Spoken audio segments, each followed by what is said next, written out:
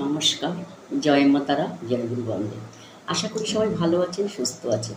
কারণ আপনাদের ভালো থাকা, সুস্থ থাকা নিয়ে কিন্তু আমি প্রতিদিন চলে আসি আপনাদের কাছে।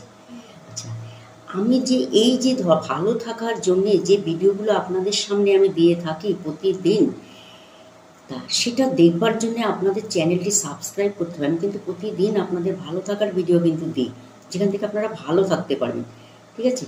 আচ্ছা, সেই কারণে বলবো চ্যানেলটি সাবস্ক্রাইব করবেন। সাবস্ক্রাইব করে যদি আপনি পাশে থাকেন, ভালো থাকার ভিডিও কিন্তু আপনি প্রতিদিনই পাবেন, যেখান থেকে আপনি সমস্যার থেকেও কিন্তু বেরোতে পারবেন।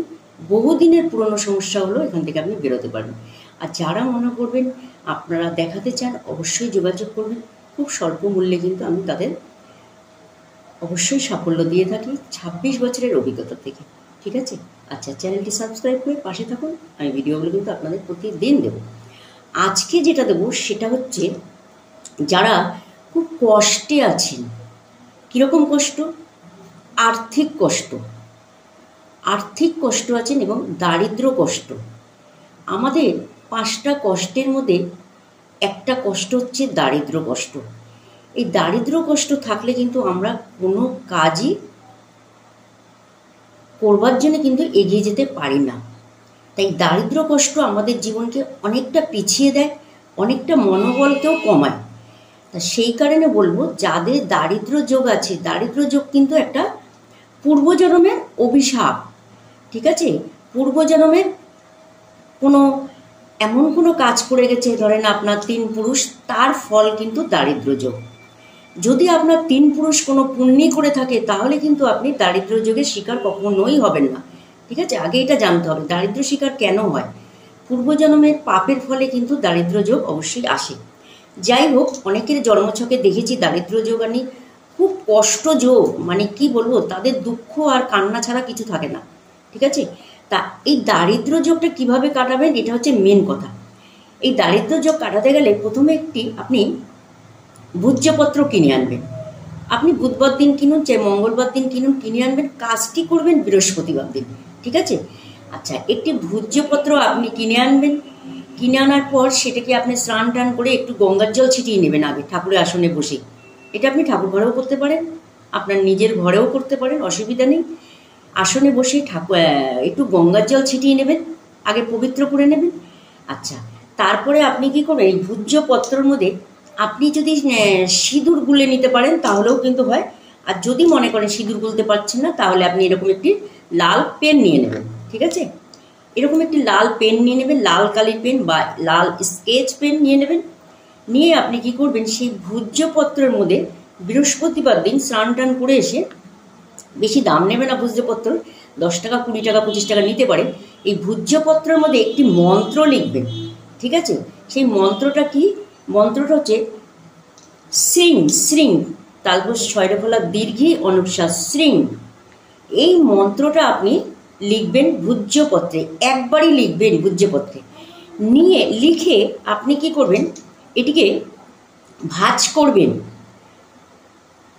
আচ্ছা, ভাঁজ না করে সবার আগে ঠাকুরের পায়ের সামনে রাখতে পারেন। রেখে আপনি 108 বার এই মন্ত্রটা জপ করবেন। ভাঁজটা পরে করুন, ঠাকুরের সামনে রেখে দিয়ে আপনি মন্ত্রটা জপ করুন 108 বার। যেই মন্ত্রটা আপনি ভূজ্যপত্রের মধ্যে লিখেছেন, এই মন্ত্রটাই আপনি 108 বার জপ করে তারপরে আপনি কাগজটাকে ভাঁজ করুন। আচ্ছা, ভাঁজ করে আপনি যদি পারেন একটা বাজার থেকে একটা মাদুলি কিনে নেবেন, সেটা তামার মাদুলি হোক বা রূপোর মাদুলি হোক, সেটা কোনো সমস্যা না। আপনি একটা মাদুলি নেবেন, মাদুলির মধ্যে এই যে ভাঁজ করেছেন শ্রীং লিখে, এই কাগজটাকে তামার মাদুলির মধ্যে আপনি ভরে দেবেন। ভরে দিয়ে একটু মোম লাগিয়ে নেবেন। ঠিক আছে? যারা মনে করছেন হাতে পরবেন, হাতে পরতে পারেন লাল কাঠ দিয়ে। যারা গলায় পরছেন, গলায় পরতে পারেন লাল কাঠ দিয়ে, অসুবিধা নেই। কিন্তু কোমরে পরবেন না। এটা মা লক্ষ্মী একটি যন্ত্র। এই মা লক্ষ্মীর যন্ত্রটা যদি আপনি বৃহস্পতিবার দিন ধারণ করতে পারেন, আপনাকে সবসময় করতে হবে না, প্রতিদিনও করতে হবে না, একবারই করবেন। এই মা লক্ষ্মীর বীজমন্ত্র, এই জপটা যদি আপনি করতে পারেন 108 বার, ভীষণভাবে মা লক্ষ্মীর সহায় আপনি কিন্তু পাবেন। আর্থিক কষ্ট থেকে বেরোবেন এবং দারিদ্র যোগ থেকে কিন্তু আস্তে আস্তে বেরিয়ে আসবেন। মা লক্ষ্মী ছাড়া আমাদের কিন্তু কোনো উপায় নেই, তাই না? অবশ্যই মা লক্ষ্মীকে ডাকতে হবে, মা লক্ষ্মীকে সাধনা করতে হবে। ঘরে লক্ষ্মী পুজো অবশ্যই করবেন, তারও কিন্তু দারিদ্র যোগ কাটে। যারা যারা লক্ষ্মী পুজো করছেন না, অবশ্যই লক্ষ্মী পুজো ঘরে করবেন, বছরে একটা দিন।